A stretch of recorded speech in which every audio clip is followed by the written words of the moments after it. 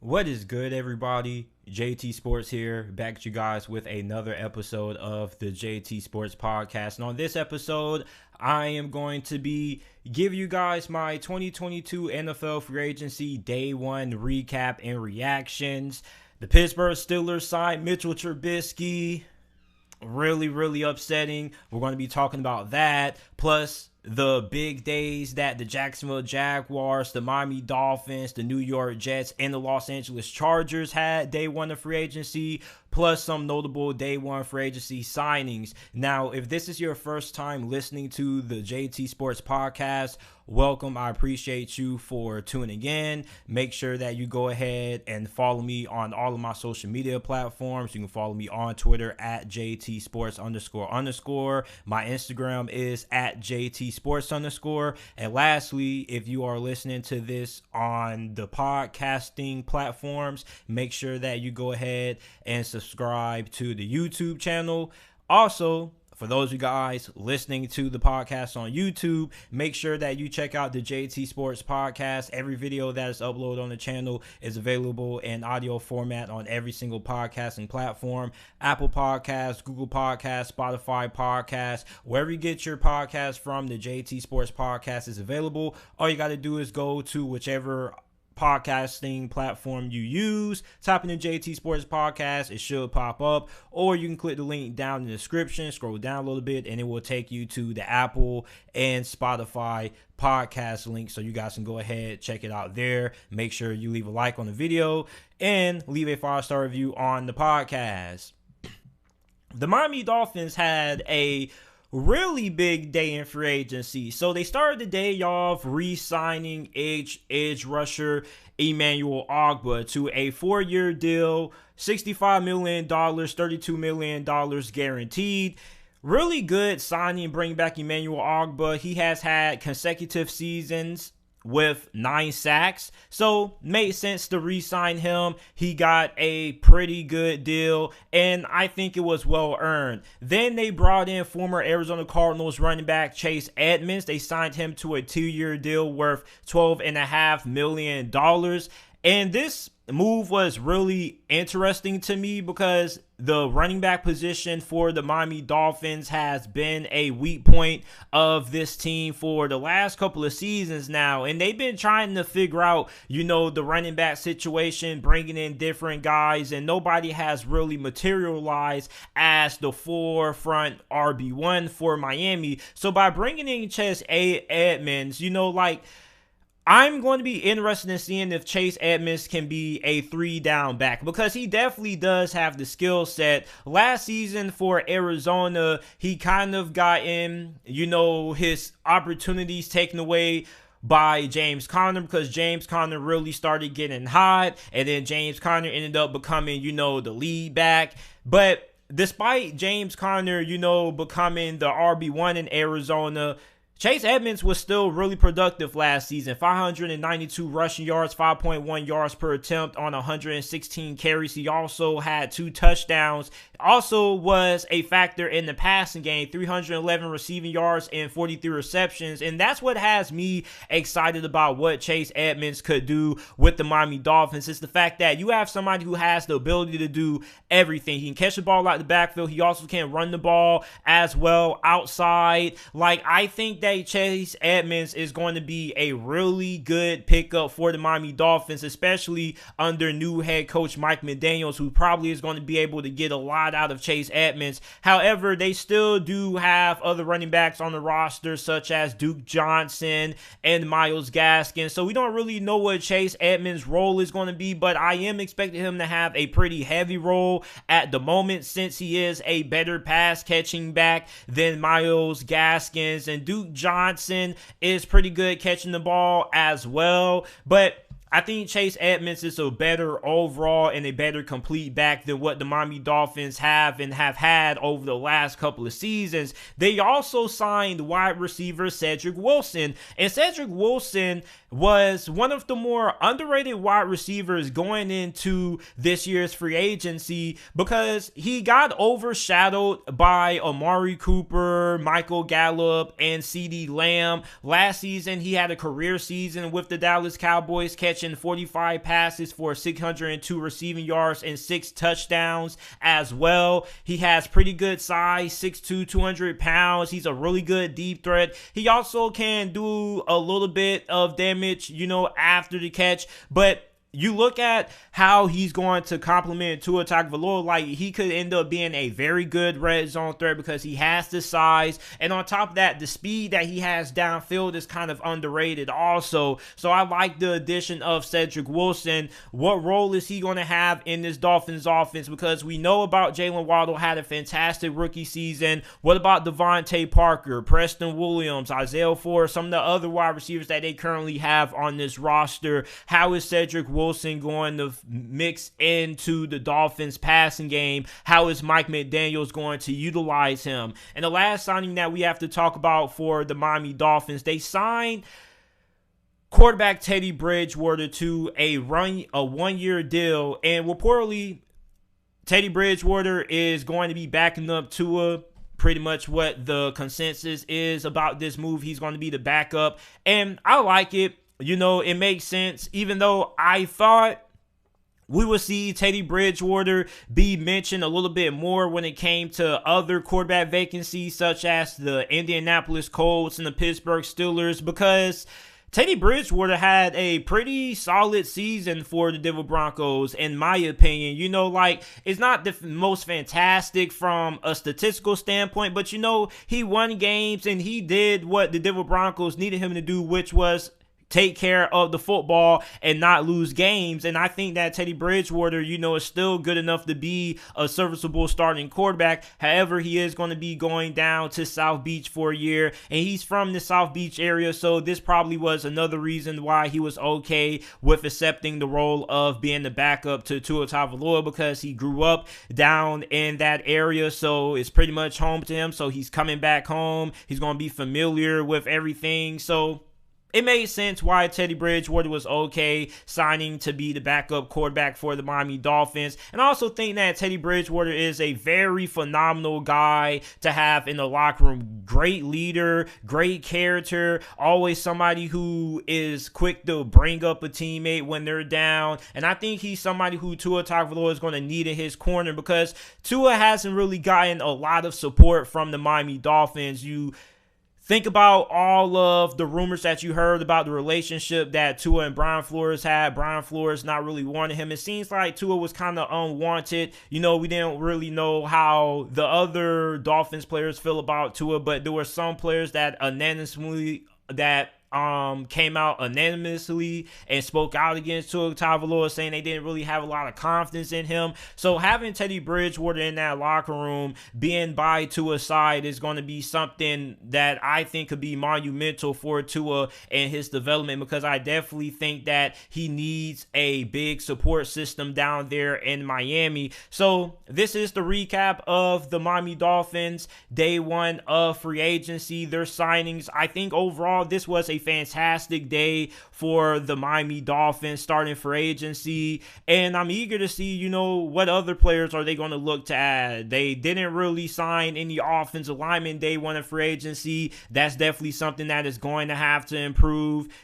Also, what are they going to do at cornerback? Are they going to add more depth at that position? Linebacker as well could use some improvement. So the Dolphins still have a couple of positions to improve, but you definitely have to be really happy if you are a Dolphins fan with what you did day one in free agency. Another team that was really, really active day one of free agency were the Jacksonville Jaguars. And me being from the city of Jacksonville, I have pretty much spent my whole entire lifetime in Jacksonville before moving for college. And I saw that they signed 5-time Pro Bowler offensive guard Brandon Scherff.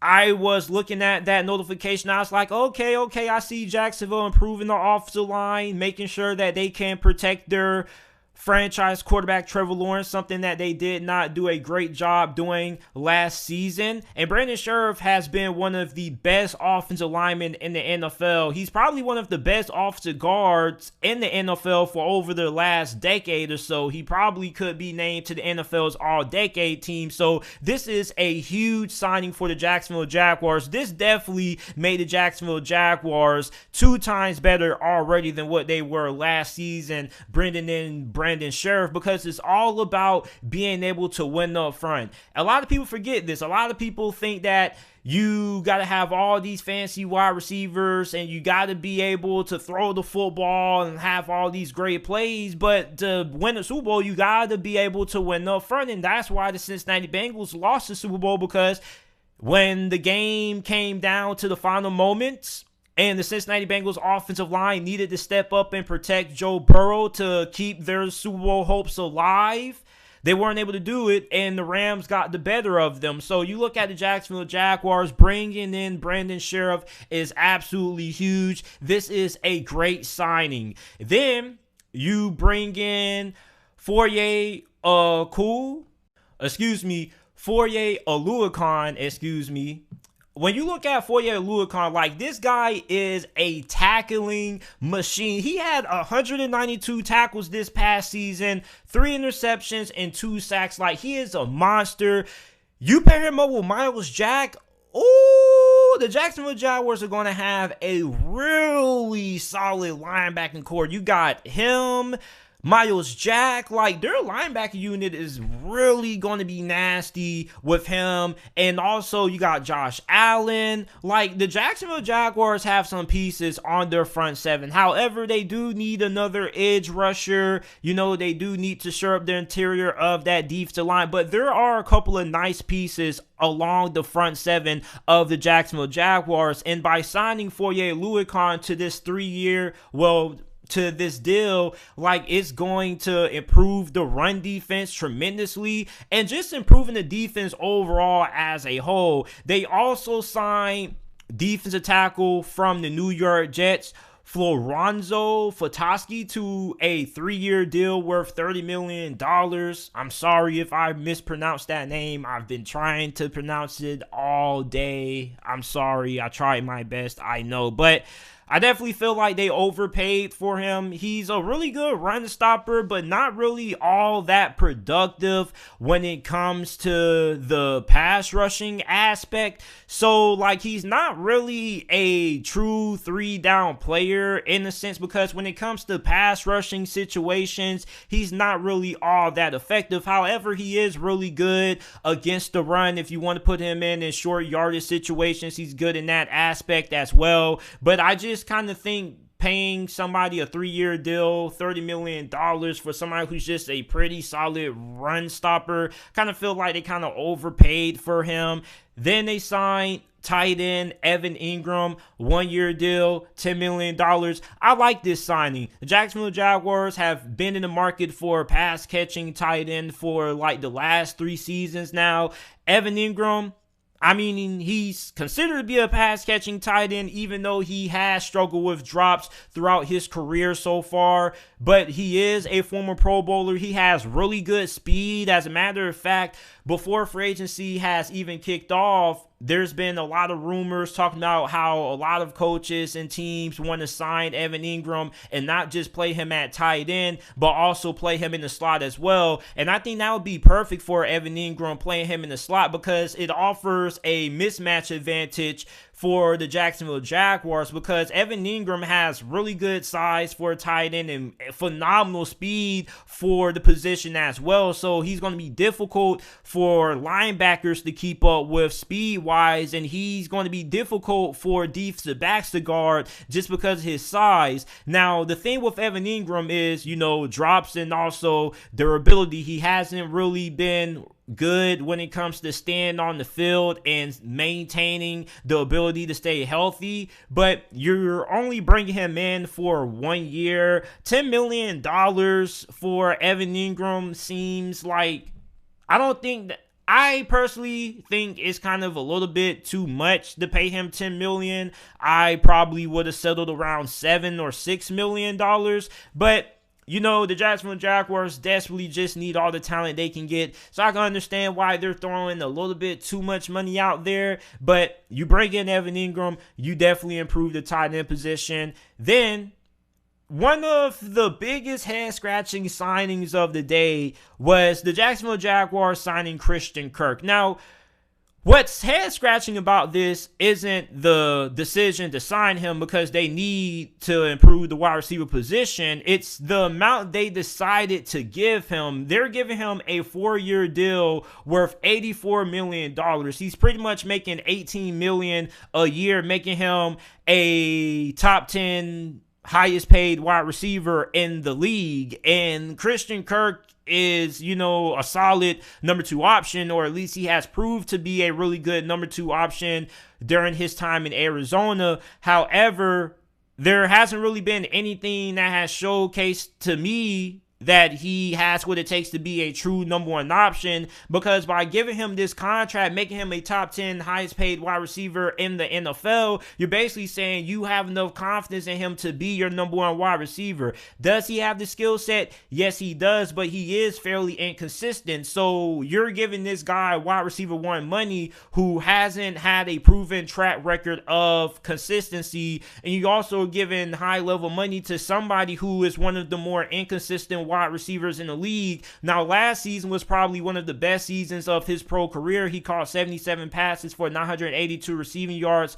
12.8 yards per reception, and he had 5 receiving touchdowns. But for Jacksonville, you're basically paying him, and you're saying hey, you need high level wide receiver run production. You at least need 1,100 receiving yards, and you need at least 90 receptions. Is Christian Kirk somebody who is going to be capable of producing those kind of numbers? You get what I'm saying? He's always somebody who has produced moderate or above average wide receiver 2 numbers, but he doesn't really showcase anything as of right now that shows anybody that he has what it takes to be a true number 1 wide receiver. So for the Jacksonville Jaguars, this is a high risk, high reward signing, because the potential is there for Christian Kirk. He definitely is somebody who could break out given the situation that Jacksonville is in, with them basically looking for him to be the wide receiver 1.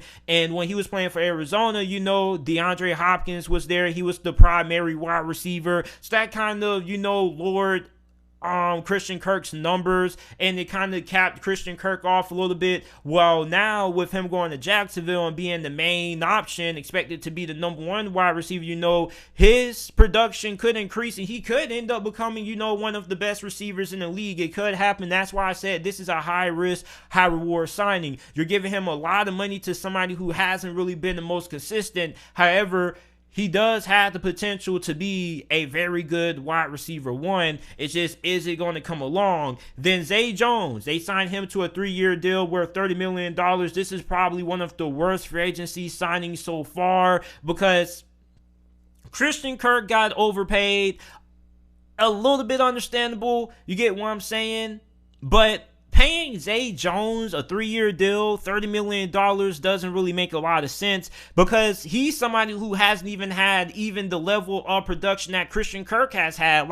He hasn't even put up good numbers to even be considered a great number 2 wide receiver. He's put up, wide receiver 4, wide receiver 3 numbers. So for Jacksonville, you overpaid for somebody who up to this point in his career hasn't been better than a wide receiver 3. So you look at this Zay Jones signing. He had a pretty solid season for Las Vegas last year. 446 receiving yards, 47 receptions, and a touchdown. But this is kind of wide receiver 2 money, and Zay Jones hasn't really been nothing but just a fortified, 3rd or 4th option. So can he be a number 2 or a high level option in Jacksonville? Jacksonville also has people like Laviska Shenault, who has a lot of potential. So Zay Jones getting this kind of money is a head scratcher. Definitely feel like this was a drastic overpay. And overall in the day for Jacksonville, did their team get better? Yes, it did. However, the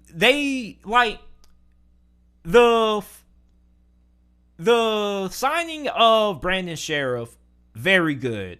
Okay.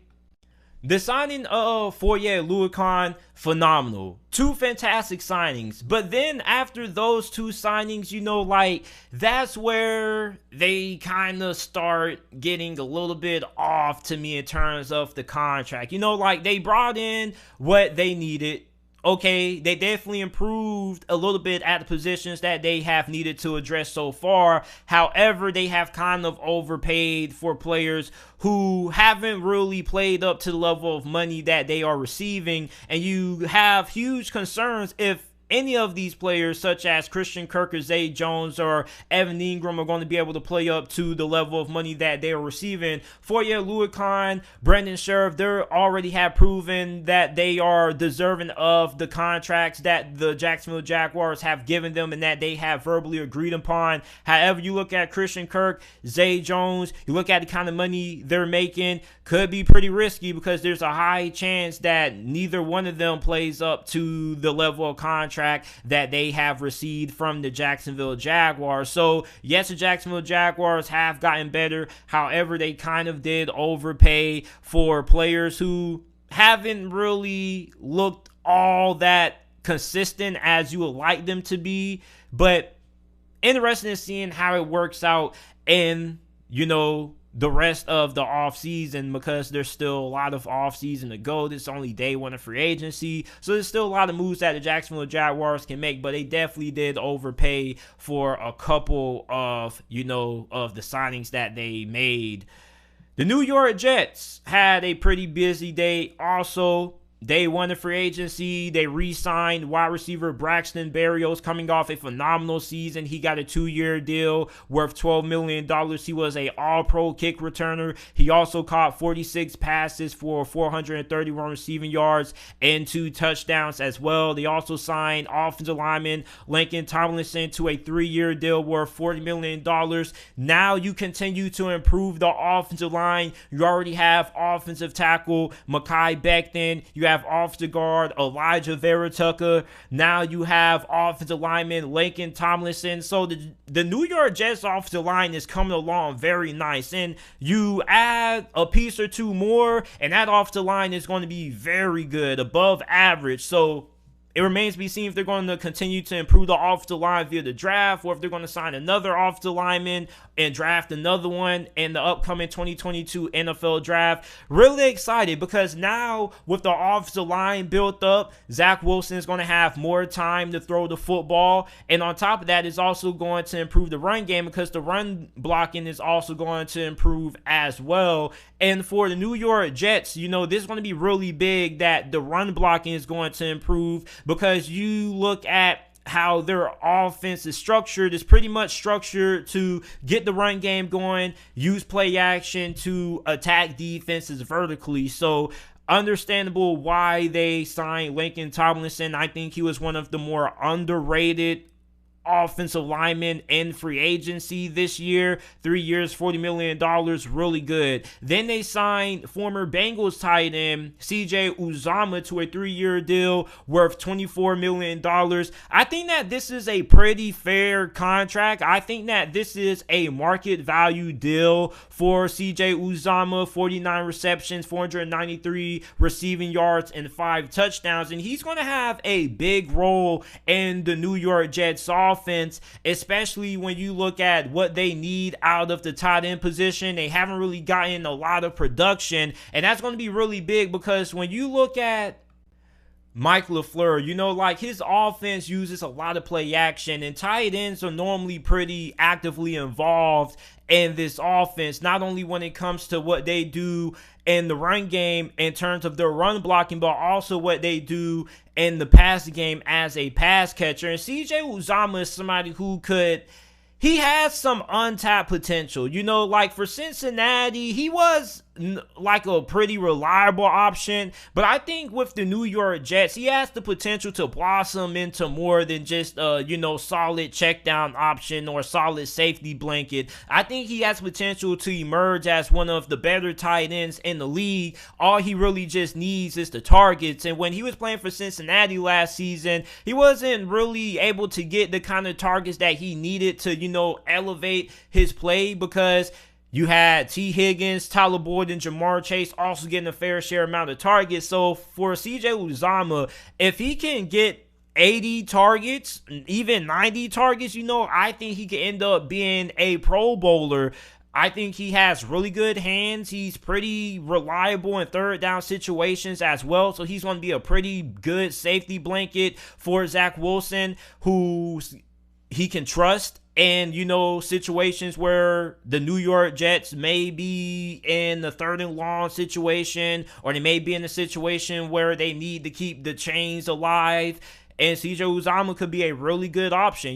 He's reliable, great hands. I just like everything about CJ Uzomah. Also a pretty good run blocker, which is something that the New York Jets also look for in their tight ends. So I like what the New York Jets have did in free agency, and as we progress throughout free agency, we're probably going to be seeing more signings out of the New York Jets, especially on the defensive side of the football. Right now, after day one, all their day one signings were on the offensive side of the ball. Now, I expect them to make some more moves on the defensive side of the ball. There's still some good cornerbacks out there. There's some good linebackers out there. They definitely could use another edge rusher, a great pass rusher. So there's still a lot of room for improvement from the New York Jets. However, this was a really solid day one for them in free agency. Now, the last team that we have to talk about, the Los Angeles Chargers. They had a fantastic day of free agency. Day one, they came to agreement with former Rams defensive tackle Sebastian Joseph Day. They agreed to a 3-year deal worth $24 million. Last season, he missed a couple of games due to injury, but when he played, he was really productive. He had 38 tackles, a career high, 3 sacks. He's going to be a really big part of that Brandon Staley defense next season, because one thing that the Chargers had problems with was stopping the run. They were one of the worst defenses in the NFL when it came to stopping the run. So Sebastian Joseph Day is really good against the run. He also can give you a little bit when it comes to getting after the quarterback in the pass rush department. But the biggest signing, and probably the biggest signing of the day, was the Chargers signing star cornerback J.C. Jackson to a 5-year deal worth $82.5 million. And when you ask people, did the Chargers overpay for J.C. Jackson, or did they pay the right value for J.C. Jackson, or did they underpay for J.C. Jackson? Was this signing a steal? Most people are going to say that they paid the right value for J.C. Jackson. However, there are a good amount of people who feel like the Chargers overpaid. And I don't really agree with that statement, because I was expecting J.C. Jackson to be getting Jalen Ramsey kind of money. That was what the rumor was. It was saying that there were people saying that J.C. Jackson wanted to get the same kind of money that Jalen Ramsey was getting. So I was like, okay, it's understandable why the New England Patriots didn't want to bring him back. That is a lot of money. However, you look at this contract now, I'm doing the math right now, he's projected to be making $16.5 million per year from this contract. So if that's true, I don't think that's bad. I think that's really good, because there's some corners out there who probably could be making way less than what J.C. Jackson's getting right now. However, they're making more than what J.C. Jackson's getting. So I think that this is a really good deal for J.C. Jackson. And not only just J.C. Jackson, but for the Chargers, you improve the secondary. I don't think that this deal is bad at all. I don't know why there's some people out there saying that the Chargers overpaid for J.C. Jackson. You're getting J.C. Jackson for $16.5 million a year. If my math is right, that's big. That's fantastic, because I was thinking J.C. Jackson was going to be somewhere between 19 and 20 something million dollars. I thought he was going to get that kind of money. So the fact that the Chargers signed him for $82 million, surprised me, because I thought he was going to end up getting $100 million deal or something in the high $90 million range. So J.C. Jackson, fantastic signing for the Chargers. You pair him up now with Derwin James and Asante Samuel Jr. You have a really good secondary. Then on top of that, you just recently traded for Khalil Mack in the trade with the Chicago Bears. Like, this defense for the Chargers is looking really nice. And if you can add some more run stoppers on the interior of that defensive line, that defense is going to have a huge turnaround next season compared to how they performed this past season, which was really disappointing. So then, on top of that, you look at how J.C. Jackson has performed. Like, where do you rank J.C. Jackson amongst NFL corners? Do you think J.C. Jackson is a top 10 corner or a top 5 corner? Because based on how he performed last season, he was probably the second best cornerback in the NFL behind Jalen Ramsey. He had 8 interceptions, 23 pass deflections. He also was an All-Pro, a Pro Bowl selection. He spent the last 4 seasons with New England. A lot of New England Patriots fans are really sad to see him go, but I think he's going to do some really big things for the Los Angeles Chargers and that Brandon Staley defense. I got to talk about the Pittsburgh Steelers signing Mitchell Trubisky. Oh, God. So, I was heading to South Beach with my homeboys. And on the way to South Beach, I got a notification on my phone. Breaking news. The Pittsburgh Steelers agree to terms with former Chicago Bears and Bills quarterback Mitchell Trubisky, 2-year deal worth $14 million. Now, the first thing I did when I got the news is I went on social media and I wanted to see everybody's reaction, mainly Pittsburgh Steelers fans, because for those of you guys who don't know, I am a diehard Pittsburgh fan, and a lot of Steelers fans pretty much had the same reaction I had. They were like, oh, Lord, here we go.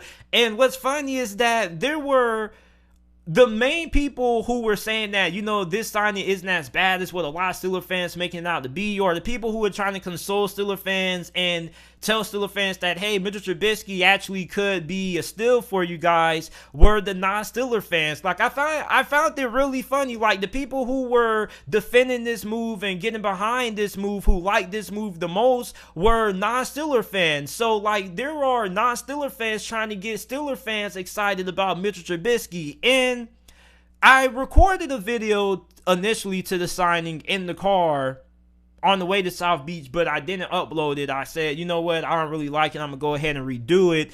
And it's like, you got to look at the positives, okay? Like, you got to kind of try to understand why Pittsburgh brought in Mitchell Trubisky. Like, what could Mitchell Trubisky, what traits could he possibly possess that would want to have somebody like Mike Tomlin bring him in and give him a second opportunity? Because Mike Tomlin is taking a huge gamble by bringing in Mitchell Trubisky, because you got to remember that this is the quarterback that Mike Tomlin is choosing to be the successor to Big Ben. So this is going to be the first ever quarterback that Mike Tomlin has ever handpicked ever as a head coach in Pittsburgh. So Mitchell Trubisky, he's really good when it comes to RPOs, read options, and I think that's going to be a different element that the Steelers are going to have offensively next season with Matt Canada remaining as the offensive coordinator for the Steelers. And Matt Canada got a lot of hate amongst Pittsburgh Steelers fans, and deservedly so, because a lot of his play calls were questionable at times. Like, why are you calling a pitch on 4th and 1 when you know that the offensive line is not great? Like, why would you do that? Why not, if you're going to call a run play on 4th and 1, instead of calling a pitch play, just run the football up the middle? You got a better chance. But, hey, it's the reason why I'm not getting paid millions of dollars to be an offensive coordinator. But I think something that took away from Matt Canada's offense that kind of was a reason why it struggled last season was because he didn't have the element of the RPOs in the read option. And that's also something that's going to be really big for Pittsburgh, because they're going to need a quarterback with some mobility, because you just don't want teams just keying in, going all in, trying to stop the run. You got to be able to have a quarterback that can also account for more, a part of the run game, rather that be with design quarterback runs or read options or getting them involved in RPOs as well. But you have to show that mobility aspect. You need that mobility from your quarterback. And Mitchell Trubisky is a really good athlete. So the downfall is that, he wasn't really all that great during his time in Chicago when it came to reading coverages, understanding defenses, understanding where to go with the football. There were several times where he would look at wide receivers running wide open and then throw to a wide receiver who was not open. So I wonder just how much has he improved being the backup for the Buffalo Bills in just one season. You get what I'm saying? Now, an argument that a lot of people are going to say is, well, JT, he was held back by Matt Nagy. And that's understandable. Going to Pittsburgh has won with quarterbacks named Duck Hodges and Mason Rudolph. If Mike Tomlin can win with Duck Hodges and Mason Rudolph, I'm definitely confident that he can win with Mitchell Trubisky. However, in a division with Lamar Jackson and Joe Burrow, you wonder just if Mitchell Trubisky is going to be good enough to keep Pittsburgh in the race to not only win the division, but also make the playoffs in a tough division where pretty much two teams have their quarterback situations figured out. And Baker Mayfield, even though he's been up and down, he's still a better quarterback than Mitchell Trubisky. So the Steelers have the worst quarterback in the division at the moment. However, we don't know if Mitchell Trubisky is going to be the starter. A lot of people, when they talk about Mitchell Trubisky, they were pretty much saying that he's going to be the starter. No, he's not. Mike Tomlin, if you really know Mike Tomlin, he doesn't give anything. Everybody has to earn everything. And for people to assume that Mitchell Trubisky is going to be the starter, it's a little bit premature because he's on a very, very cheap deal. A 2-year deal, $14 million. That's a huge discount. That's 75% off. This basically was a clearance sale for the Pittsburgh Steelers. They were looking at the quarterback market, right? They were on the shelf looking at quarterbacks. They say, Deshaun Watson, half our team to get him? No thanks. Let's see. Jameis Winston, he probably has a pretty good market, but we want to go to the clearance aisle. So they go to the clearance aisle and they come back and they say, what about Mitchell Trubisky? We can get him for fairly cheap. Mike Tomlin's probably saying, I've won with worse. I won with Mason Rudolph. I won with Duck Hodges. So I could probably win with Mitchell Trubisky. He does have some upside. He does have athleticism. And he's probably the most athletic quarterback that the Steelers currently have on the roster outside of Joshua Dobbs. Now, his accuracy wasn't that great for Chicago. His footwork, his mechanics were kind of off. So you wonder how those things have improved from his time in Chicago to his time in Buffalo to him now going to Pittsburgh. But also, the Steelers do still have Dwayne Haskins and Mason Rudolph, so I'm expecting there to be a quarterback battle this offseason between all three quarterbacks, Haskins, Rudolph, and Trubisky. But I also would not be surprised if the Pittsburgh Steelers draft a quarterback in the upcoming NFL draft, because the Steelers have been a team that has been heavily linked to Malik Willis. However, will Malik Willis be there when it's time for the Pittsburgh Steelers time to pick? Or will Pittsburgh have to trade up for Malik Willis? But if you do get Malik Willis, or if you draft another quarterback in this draft, then you can allow them to sit for a year or two. And then Mitchell Trubisky, plays okay. Then, you can allow Mitchell Trubisky to re-sign, and then you trade him, try to get some assets in return for him. But if not, hey, he'll be able to get you by until it's time for the young rookie quarterback to step up and take over the reins, rather that be mid-season during his rookie year or him starting his second or third season in the league. Also, you have Dwayne Haskins, who also was a former first-round pick. So you look at Pittsburgh, you have two former first-round picks on your roster. So you have two guys who have high upside. However, are Mike Tomlin and Matt Canada going to be able to unlock the potential of Mitchell Trubisky or Dwayne Haskins? That is going to be a really interesting question to monitor. But Mitchell Trubisky definitely is going into a better situation in Pittsburgh than what he had during his time when he was last the starting quarterback for the Chicago Bears. You got Deontay Johnson, you have Chase Claypool, so you have a really good 1-2 punch there at wide receiver. You have Pat Freiermuth, who probably is going to break out next season. You got Najee Harris in the backfield. All Pittsburgh has to do is improve the offensive line, and the offense will be set. So Mitchell Trubisky hopefully should have the pieces set in place for him to be successful and have a better tenure in Pittsburgh than what he did in Chicago. Also, you're going to be playing for Mike Tomlin. You're playing for one of the best head coaches in the league. Mike Tomlin is somebody who gets the most out of every single player on his team. And for Mitchell Trubisky, you want to know, like, how much of Mitchell Trubisky have we not seen with him being at his best?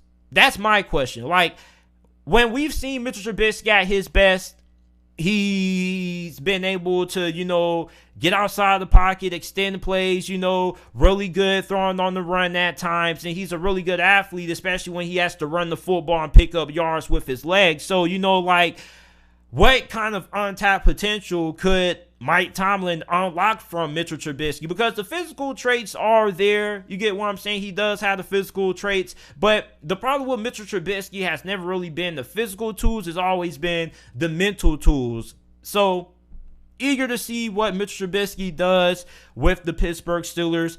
As a Steeler fan, personally, I'm not a big fan of the signing. However, I am going to give Mitchell Trubisky a chance simply for the fact that I trust Kevin Colbert and I trust Mike Tomlin. Kevin Colbert is one of the greatest general managers in the history of the NFL, and Mike Tomlin is one of the best head coaches in the league, so I trust their judgment. And Mike Tomlin has already have a proven track record of being able to win with, not really having the greatest production out of his quarterbacks, but he was able to handpick his quarterback, so he picked Mitchell Trubisky, so he picked him for a reason. I trust Mike Tomlin. I'm going to give Mitchell Trubisky a shot. Some other notable free agency signings that I want to talk about. The Cincinnati Bengals signed former Buccaneers offensive guard Alex Kappa to a 4-year deal worth $40 million. Huge deal. Joe Burrow was sacked one of the most times in the NFL out of any other quarterback last season. We already know the Cincinnati Bengals, no-brainer, needed to improve the offensive line this offseason. So far, they took one step to doing that in bringing in Alex Kappa. Now you have Jonah Williams, Alex Kappa, two good offensive linemen there. Now you have to bring in a couple of more. You still got to improve right tackle, and you got to find another center and possibly another guard for depth if you don't like Carmen Jackson, if he's not able to develop. But so far for Cincinnati, I like this signing. Big signing. Cincinnati is a better football team now with the addition of Alex Kappa than they were before Alex Kappa. And a lot of people keep asking the question, is Cincinnati going to be able to compete and be in the Super Bowl conversation again next season? Or was this past season just a magical Cinderella run and Cincinnati may never ever touch the Super Bowl again? Well, if Cincinnati's going to be able to prove to everybody that they has what it takes to be in the Super Bowl conversation for years to come, they're going to have to improve that offensive line. You're going to have to be able to protect Joe Burrow. And if you improve that offensive line with the weapons that they have at wide receiver and Joe Mixon, woo! That Cincinnati Bengals offense may be unstoppable. And Alex Kappa is really good. He allowed 5 sacks last season in 2021 and 1,182 offensive snaps. So, really good. Now he's not, elite. He's not, top 3 or top 5 at his position, in my opinion. But he is a really good offensive guard, above average, and he definitely is going to be an upgrade over whoever the Cincinnati Bengals had starting at offensive guard last season. The Chicago Bears signed defensive tackle Larry Ogunjobi, who is coming off a career-high 7-sack season with the Cincinnati Bengals last year. I know Cincinnati Bengals Eagles fans are going to be incredibly hurt about losing Larry Ogunjobi. I wanted to see Larry Ogunjobi return to Cincinnati because he put up monster numbers with Cincinnati. Now he's going to the Chicago Bears with new head coach Matt Eberflus. Going to be really interesting in seeing, how Larry Ogunjobi's career turns out from this point. Was this just a one-off season from Larry Ogunjobi? Was this his peak, or is he going to continue to ascend? Because 7 sacks from a defensive tackle is phenomenal. You get what I'm saying? There's not too many defensive tackles who even managed to have even more than 5 sacks in the season. So the fact that he has 7 sacks in one season for Cincinnati gives me a lot of confidence that he can keep that up. So if he's able to keep up that same level of production for the Chicago Bears, Matt Eberflus and his staff are getting a phenomenal steal in free agency and Larry Ogunjobi. The Tampa Bay Buccaneers re-signed cornerback Carlton Davis, who probably was going to be the second best cornerback on the market behind J.C. Jackson. They are signing him to a 3-year deal worth $45 million. Kind of surprised that they were able to bring back Carlton Davis, because I thought Carlton Davis was going to end up getting a contract somewhere around $60 to $70 million. So the fact that they signed him to a 3-year deal for $45 million kind of surprised me. But also, he probably liked Tampa, so maybe he was willing to take a discount, or maybe the market value for Carlton Davis wasn't as high as what I thought it would be. Then the last key signing that I love, and that's why I saved it for last, the Philadelphia Eagles are signing pass rusher Haason Reddick, 3-year deal, $45 million. The last 2 seasons, Haason Reddick has broken out. 2020, 12.5 sacks for the Arizona Cardinals. The Arizona Cardinals let him walk in free agency. Carolina signed him.